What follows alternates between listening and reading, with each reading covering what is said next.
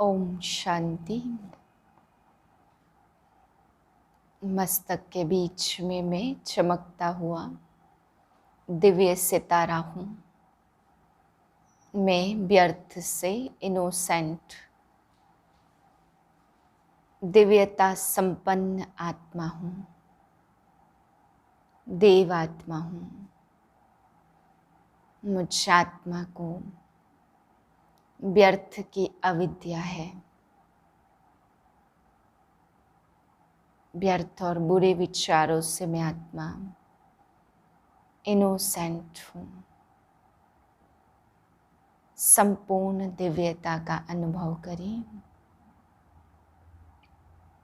मैं शुद्ध, पवित्र, दिव्यता संपन्न आत्मा हूँ, जिसे व्यर्थ का कोई ज्ञान ही ना हो। इसी स्मृति में, इसी स्थिति में आज के महावाक्य सुनते हैं। 29/4/2022 के महावाक्य हैं। आज बाबा हम बच्चों को पवित्रता के लिए समझाते हैं। बाबा कहते हैं, बच्चे, अगर तुम्हें सतयुग में चलना है, राजाई प्राप्त करनी है, तो हर हालत में पवित्र बनना ही होगा। बाबा कहते पवित्र नहीं बन सकते तो तुम्हें सतयुगी राजाई नहीं मिल सकती। बाबा कहते पवित्र रहने के लिए तुम बच्चों को कुछ भी सहन करना पड़े, सब कुछ सहन करो, लेकिन तुम्हें पावन जरूर बनना है। फिर बाबा समझा रहे कि अंतिम समय का दृश्य कैसा कैसा होगा। बाबा कहते जैसे ही जहाँ जीत होगी वहीं पे जन्म होगा। कुछ तुम बच्चे जन्म लेंगे और कुछ आत्माएं बाबा ने कहा धरती पे ही रहेंगी, बाकी सब वापस चले जाएंगे। परंतु जो तुम्हें जन्म देंगे ऐसे धनवान आत्माएं और इस सृष्टि की सफाई करने वाली आत्माएं, बाबा ने कहा कुछ आत्माएं इस धरती पर ही रहेंगी। फिर बाबा आज समझा रहे कि बाप तुम बच्चों को इस विषय सागर से क्षीर सागर में ले चलते, दूध के सागर में ले चलते, जहाँ पर गाया जाता दूध की नदियाँ बहती हैं। बाबा कहते इस कलयुग में तो दूध भी पीने को नहीं मिलता, पाउडर मिलता है, और तुम ऐसी दुनिया में जाते हो जहाँ गायन ही है कि दूध की नदियाँ बहती हैं। फिर बाबा समझा रहे तुम बाप को याद करो और पावन बनो तो तुम स्वर्ग के मालिक जरूर बनेंगे। फिर बाबा ने समझाया कि बच्चे शेर की सवारी दिखाते जगदम्बा या दुर्गा माँ की, यह सब तुम बच्चों का ही यादगार है, तुम्हें ही शेर पर सवारी करनी है। मीठे बच्चे, कुछ भी सहन करना पड़े, लेकिन इस अंतिम जन्म में पवित्र जरूर बनना है। बाप को पवित्रता की ही मदद चाहिए। प्रश्न है अंतिम दृश्य कौन सा होगा, जिसे समझने के लिए अच्छी विशाल बुद्धि चाहिए। उत्तर है अंतिम दृश्य सबके वापस जाने का है। कहा जाता राम गयो रावण गयो, बाकी सृष्टि की सफाई करने वाले, नई दुनिया की तैयारी करने वाले थोड़े बचेंगे। हम भी जाएंगे फिर जहाँ जीत वहाँ जन्म होगा। भारत में ही जीत होगी, बाकी सब खलास हो जाएंगे। राजाएं आदि जो धनवान होंगे वह बचेंगे, जिनके पास हमारा जन्म होगा। फिर हम सृष्टि के मालिक बनेंगे। यह समझने के लिए विशाल बुद्धि चाहिए।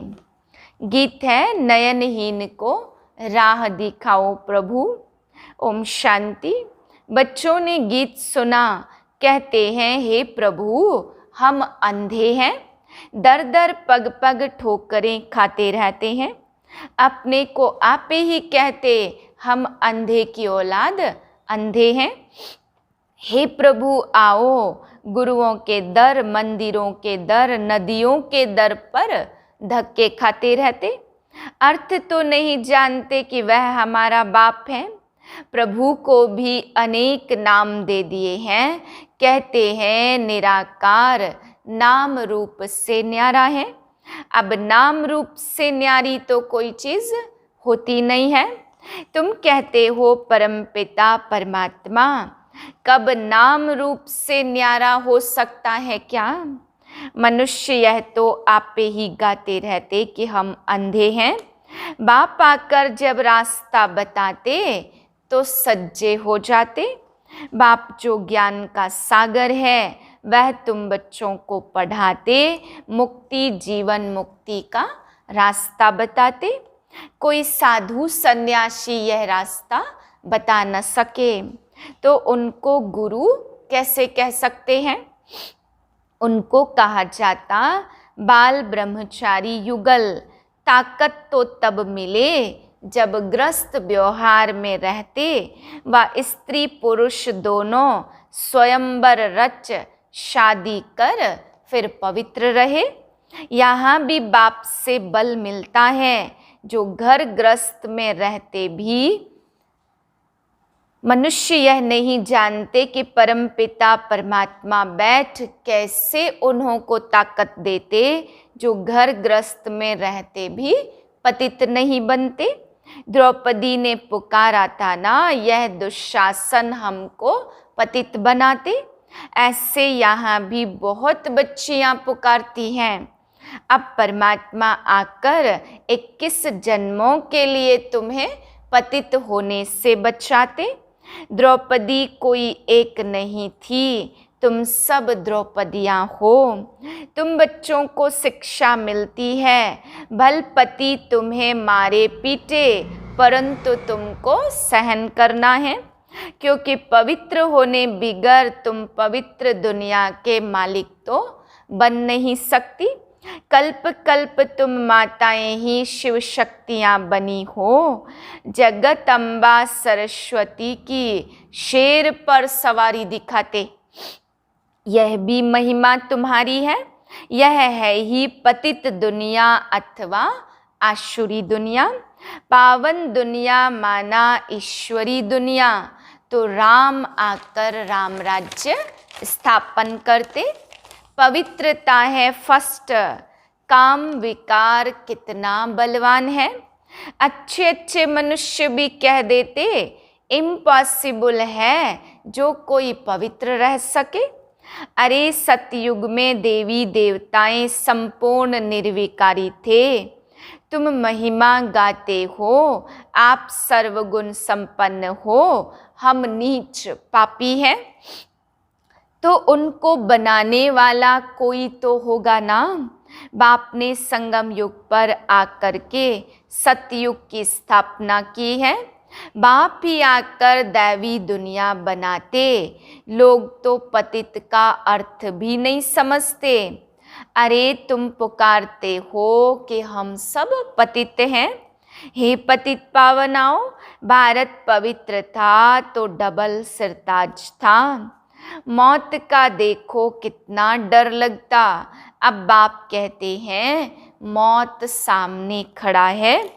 पहले खून की नदियां बहेंगी और फिर दूध की नदियां बहेंगी। अब बाप तुमको विषय सागर से निकाल क्षीर सागर में ले जाते हैं। यहाँ तो दूध पीने के लिए भी नहीं मिलता, पाउडर मिलता है। सतयुग में कोई चीज़ की कमी नहीं रहती। एक दो में लड़ते झगड़ते रहते, एक दो को यहाँ डसते रहते। शक्ल भी मनुष्य की है परंतु चलन गंदी है। कोई ने दान पुण्य किया तो सदाचारी हो गया क्या? अभी तो सब रावण की मत पर हैं। देवताएं कितने पवित्र और सुखी थे। राम राज्य और रावण राज्य किसको कहा जाता, यह भी भारतवासी नहीं जानते। राम राज्य चाहते हैं परंतु वह कौन स्थापन करते यह नहीं जानते। इस समय मनुष्य को जो पैसा दो तो उससे पाप करते रहते, क्योंकि है ही पाप आत्माओं की दुनिया। अब तुमको चलना है बाप की मत पर। तुम समझते हो हम तो बाप से वर्षा लेंगे ही, लेकिन यह अंतिम जन्म पवित्र बनो। 63 जन्म तुम विकार में गए हो। अब एक जन्म पवित्रता की मदद करो तो पवित्र रहना पड़ेगा। कृष्ण गोरा था, फिर काम चिता पर बैठने से अब श्याम बने हैं। फिर ज्ञान चिता पर बैठने से गोरा स्वर्ग का मालिक बनते हैं। तुम ही देवता थे, अब असुर बन गए हो। यह चक्र है पूज्य सो पुजारी बनने का। सन्यासी कह देते आत्मा सो परमात्मा, तो रात दिन का फर्क हो गया ना। ड्रामा अनुसार सबको गिरना ही है। अब तुमको गुरुओं का गुरु, पतियों का पति, बेहद का बाप मिला है, तो उनकी श्रीमत पर चलना है। परम पिता को तो मानते हो ना, तो शिव जयंती भी मनाते, परंतु समझते नहीं तो शिव बाबा ने क्या आकर किया, कैसे किया। सोमनाथ का इतना बड़ा मंदिर बनाया है, जरूर भारत में ही आए। कैसे आया, क्या किया, कुछ भी बता नहीं सकते।